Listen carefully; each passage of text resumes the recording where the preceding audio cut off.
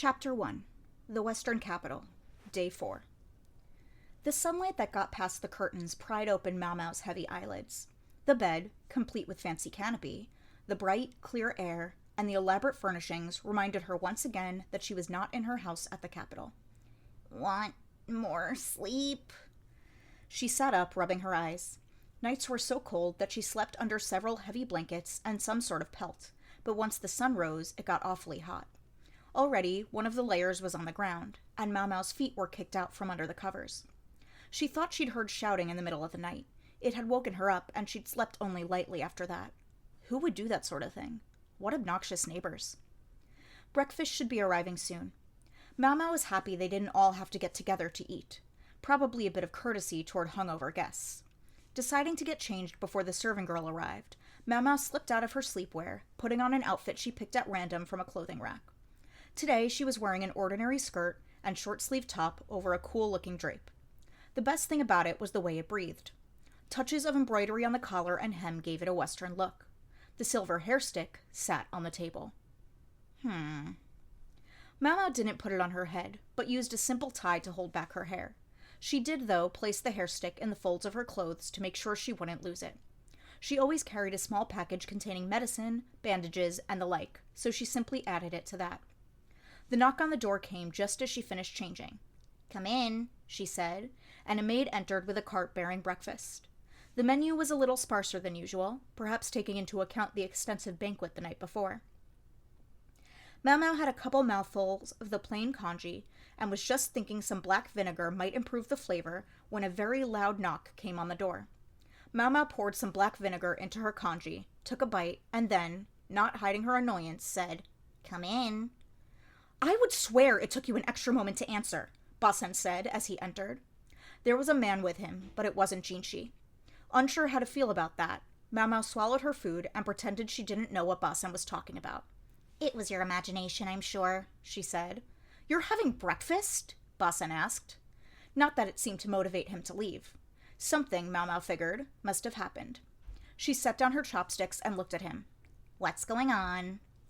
His right hand was wrapped in a bandage, the one Mau Mau had put there the night before. He had been so full of adrenaline that even the swelling and the fact that the bone was broken hadn't seemed to bother him. There was dents, and then there was dents. Basen took a breath, then produced a cloth package from the folds of his robe. He set it on the table and opened it to reveal another package, this one oil paper.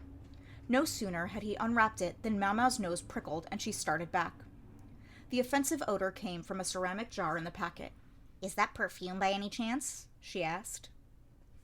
She'd smelled it before. It was the stuff that had been spilled all over Consort Lishu at the banquet. "Where did you get this?" "Funny you should ask," Basen said. His expression was conflicted. He was obviously suppressing a flash of anger. "Lady Aduo brought it to us." "And where did she get it?" "She said one of her bodyguards found it. Late last night. A serving woman of Consort Lishu's half-sister had it. She was out walking when for some reason a stray dog attacked her, and the guard happened to help her." "Just happened to, eh?" What were the chances the guards being there had really been a coincidence? Even so far from the capital, why would a serving woman be out and about by herself? The logical inference would be that in fact the guard had been sent to tail her because Aduo was suspicious of her, but there was no reason to specifically say that out loud. The mongrel seemed inordinately excited, and despite the presence of other people, it completely ignored them. It made a beeline for the serving woman. "You're saying this perfume was the reason for that?" Mau Mau pressed a cloth over her nose and picked up the jar. Ceramic ware wasn't that unusual. No one made ceramic perfume jars purely for stylistic purposes, so it would be hard to trace the origin of the piece. "That would imply that the perfume Consort Lishu was doused with last night belonged to her half-sister, yes? And the smell evidently has the side effects of agitating wild animals." "I think that's almost certainly correct," Basen said. Had the half-sister purchased the perfume purely as a prank? Mau Mau wouldn't have put it past her. But did she hate Lishu enough to want to get rid of her? And even if she had the motive, Mau Mau doubted she and the serving woman between them had the skills to rig the bars of the lion's cage. She considered the possibility that Lishu's father Uryu had helped them, but that theory left questions too. For one thing, if they had been trying to get rid of Lishu, it was an awfully roundabout way of doing it. There would have been so many simpler solutions. Above all, the risk was simply too great. Nonetheless, there was one thing Mau Mau wanted to be sure about. "So you're taking the consort's half-sister to be the culprit?" Basen paused. We can't say for certain, but if nothing changes, I think that's where we would find ourselves. An artfully vague way of putting it. That was unusual for Basen. He was normally much more direct. Mama might have expected him to claim, "Yes, she must be punished." Instead, he went on. The half-sister claims it was just supposed to be a prank. She says someone she met in town a few days ago gave her the perfume. They told her it would attract nasty insects, and wouldn't that be funny? The half-sister swears she didn't expect a lion to be involved. So she admitted her malice toward Lishu. She just hadn't planned on the lion. If that was all true, how did it change things? If she was also involved in booby-trapping the lion's cage, that would go beyond a prank, Mau Mau said. There had been many dignitaries at the banquet besides Lishu, and she would have been putting them in danger as well. If she really had been going after the consort only, she might still get away with it. Lishu was a relative, for one thing, and importantly, she would have some discretion in how hard to push for punishment. The half-sister might not get off scot-free, but maybe with just a slap on the wrist. You're right, and not only the half-sister, but Sir Uryu as well as Consort Lishu herself might feel the heat from it, Basen said. You think a little heat is all they're going to feel? Mau Mau asked. She expected them to be scorched. Many powerful people from another country had been at that banquet. This could be an international incident. She thought it was naive to imagine that only the culprit would be punished. Basen gave her a sour look. Why do these things always happen to Consort Lishu? He said. It was hard to tell whether he was asking himself or Mau Mau, and she wasn't sure what to say, so she stayed silent. But she thought, maybe she was just born into it. Mau Mau hated to wave everything away with words like destiny, but it did seem to her that some people had better luck than others. This especially struck her when she considered her adoptive father Luomin. He was smarter and more capable than anybody, but he seemed to utterly lack good fortune. He was now back working at the palace, but it seemed this had only prompted the fox strategist to drop in on him with some regularity, interrupting his work. The situation must have been dire if it was bad enough for him to remark upon in his letters. He'd written that recently, one of his medicine cabinets had found itself turned inside out. Mau Mau couldn't imagine why. Isn't it all just too pitiful to bear? Basen said. He's really worried about her, Mau Mau thought, but she decided not to say anything out loud. Commenting on that which would better go unnoticed was a sure route to more headaches.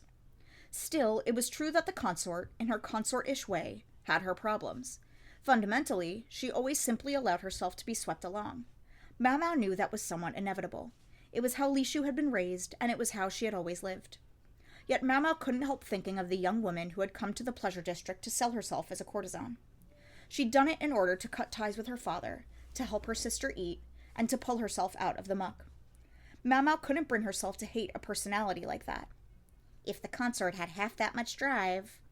Well, maybe she would have suffered a lot less bullying from her half-sister, and maybe she wouldn't be mocked so much at the rear palace.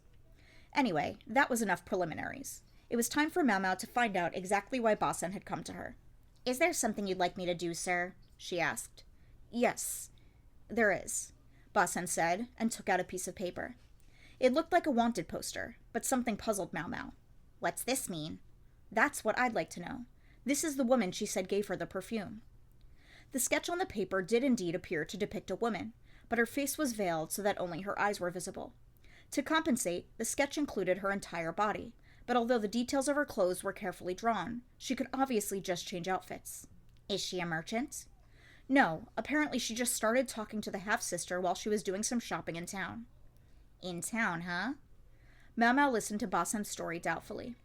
The woman claimed to deal in perfumes, and she recommended several different scents to the half-sister.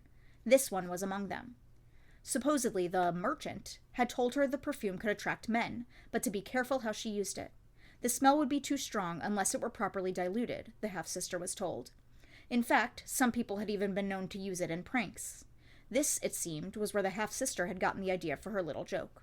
That story's a little vague, Mau Mau said. Very true. It's not much to go on, and tracking down this perfume seller would be difficult at best. Mau Mau squinted, studying the picture. The outfit, characteristic of the Western capital, was designed to protect against sand and dust, so it left very little exposed, which is to say, it concealed any distinguishing bodily features. But Mau Mau's sharp eyes noticed one thing in particular. For as simple as this drawing is, the accessories on the shoes have an awful lot of detail. Basen took another look at the image. Now that you mention it, that's true. In fact, the size of the feet seems off compared to the rest of the body. The person's body had been drawn to a more or less normal scale, but her feet appeared twisted, almost stylized. Do you think there's any chance she had bound feet? Mau Mau asked. Bound feet? Foot binding was a way of forcibly making the feet smaller than they would naturally be. A few of the women in the rear palace had had it done to them. It was a fairly common custom in the north, but what about here in the west? If the half-sister hadn't given it much thought, it suggested foot binding wasn't unusual. Could you double-check this drawing for me? I will, Basen said, collecting the picture. He was about to leave when he turned back as if he had just remembered something. By the way... Yes, sir? Master Jinchi has looked odd since last night. Do you happen to know anything about it? I think he would normally have come on an errand like this himself, but instead he chose to send me. Mau Mau didn't say anything. Have you heard anything about him, I don't know, being under pressure from anybody? Anything? Mau Mau averted her gaze. Basen was right. She knew he would never normally come to her unless Jinchi had specifically asked him to. She decided to play dumb. Who knows, she said. Perhaps he's tired. It has been a very long trip. Basen's report came back in less than 30 minutes. The half-sister had evidently been insisting to her lady-in-waiting that she had nothing to do with this, and never meant for this to happen, but Mau Mau, frankly, didn't care. Basen came back in a huff, quite angry about all of it. It's just as you said, he told her. The woman had indeed had bound feet, and had been wearing special shoes because of it. A distinctive detail that stuck in the mind, and which the half-sister had subconsciously emphasized as she described the woman for the artist, even if she never specifically said that the woman had bound feet. That narrows it down. To just a few people, I would say, sir, Mau Mau replied. You think? In Li, the custom of foot binding was found primarily in the north. Here in the west, in fact, it hardly existed. Thus, if someone with bound feet were encountered in the western capital, it seemed safe to assume they had come from points north, or at the very least, that their family had settled here sometime in the last couple of generations. The point is, their household must already have had the custom.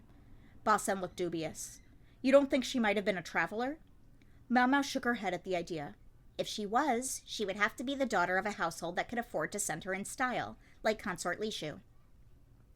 It was a long way to the western capital, and binding twisted the feet into shapes that were, let it be said, not conducive to walking on sandy ground. The process of foot binding involved forcibly preventing the growth of the feet from a young age, and leaving them bound throughout life so that they wouldn't get any bigger. The feet had to be disinfected every few days, such that Mau Mau sold alcohol to the courtesans with bound feet. All of which meant that if someone born in the western capital had bound feet, she must have belonged to a family large or wealthy enough to continue the tradition. And you're sure about that? I take no responsibility for anything. I've only offered what I think is the most likely possibility in light of the information I've been given. She couldn't have them expecting perfection of her. If they were only going to permit correct answers, then Mau Mau would have no choice but to shut her mouth and swear she didn't know anything. All right, Basen said after a moment, resigned to her conditions. He finally left the room. Mau Mau yawned and sat on her bed, thinking about getting settled again. Perfection. Yeah, not likely. Mau Mau herself still had several questions. Would Lishu's high-handed half-sister deign to speak to someone she had only just met, let alone buy something from them? And how had this mysterious seller known about the half-sister? It was a little too neat for mere coincidence. Whatever. Mau Mau decided to go ahead and get some sleep. She was so tired she could barely make her brain work. She lay down, but the hair stick at her chest nudged against her. She thought about pulling it out, but she didn't want it somewhere she could see it. Without a word, Mau Mau flipped over and lay on her other side, and promptly closed her eyes.